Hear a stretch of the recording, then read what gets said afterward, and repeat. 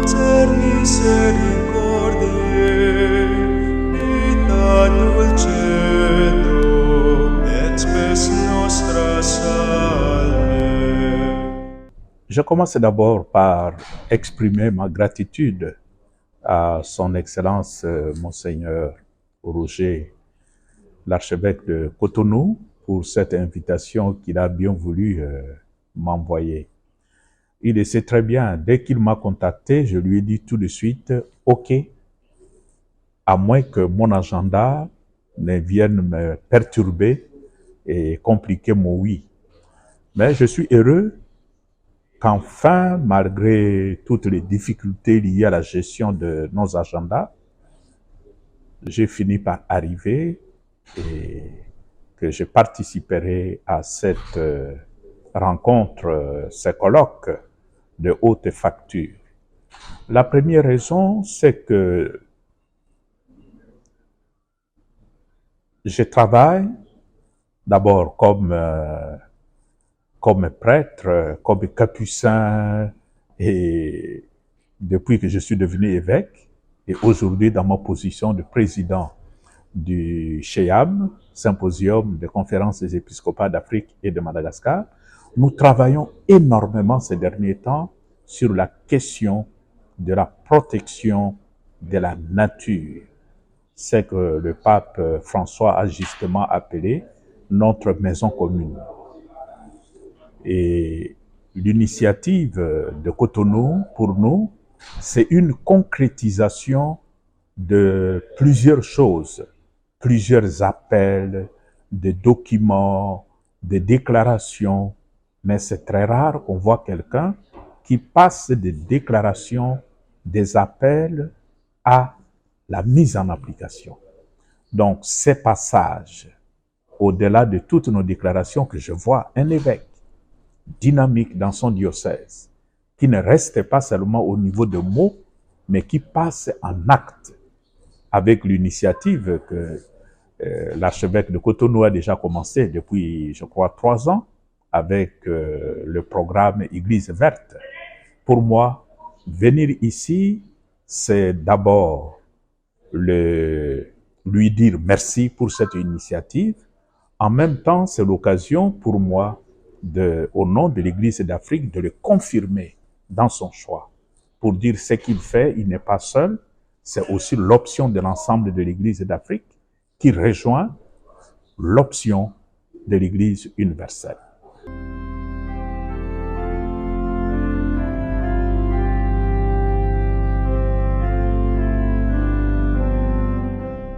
Le message, c'est celui qui sera dit pendant ce colloque.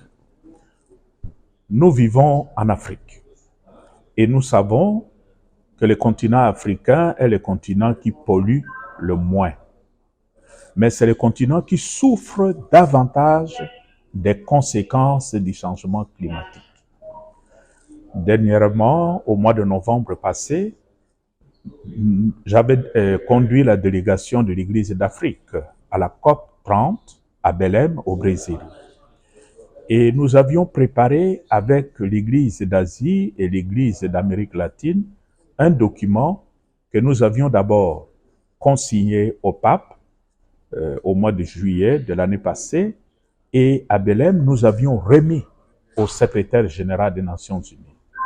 En fait, ces documents, et quand je vois l'initiative de Cotonou, c'est vraiment la concrétisation, la mise en application de ces documents, portait le titre Appel à une écologie intégrale, et aussi un appel pour notre maison commune.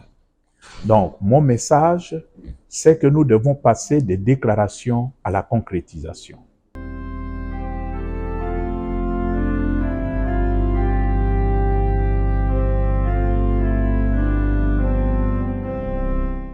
C'est d'abord un regard d'admiration.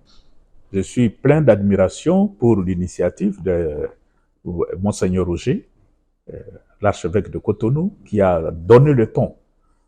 À travers l'Afrique, nous parlons de l'écologie intégrale, nous parlons de notre maison commune, mais lui, il est le premier à passer de la déclaration à la concrétisation, un projet concret. Voilà, je viens pour lui exprimer notre gratitude, mais en même temps voir un peu comment il est fait ici, hein, parce que j'ai déjà entendu parler de ça, Église verte. Alors concrètement, c'est quoi? C'est aussi pour moi l'occasion d'apprendre.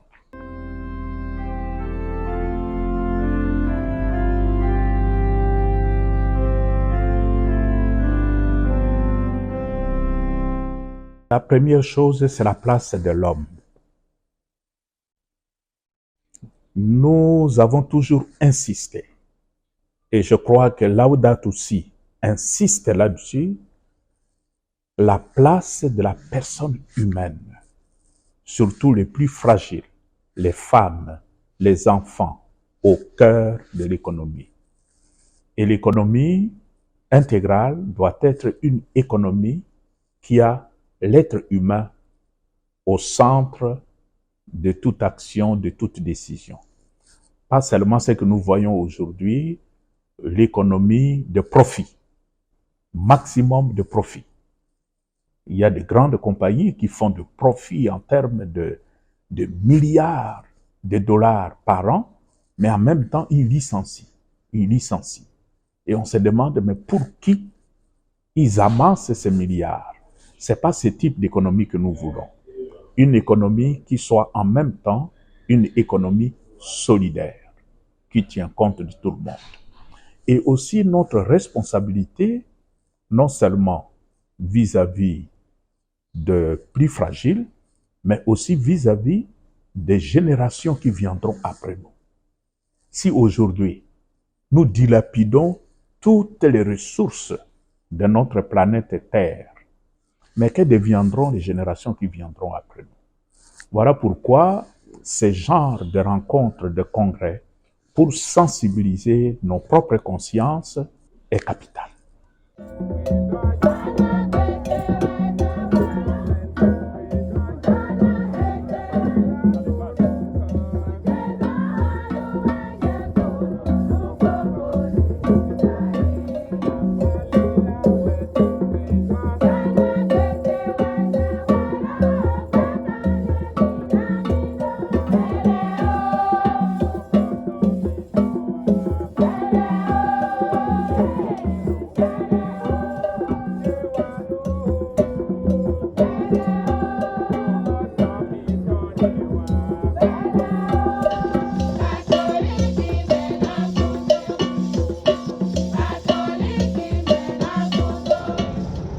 Qu'il vous protège, qu'il soit avec vous, avec vos familles, qu'il vous bénisse, le Père, le Fils et le Saint-Esprit. Merci beaucoup et allez dans la paix de Christ. Merci.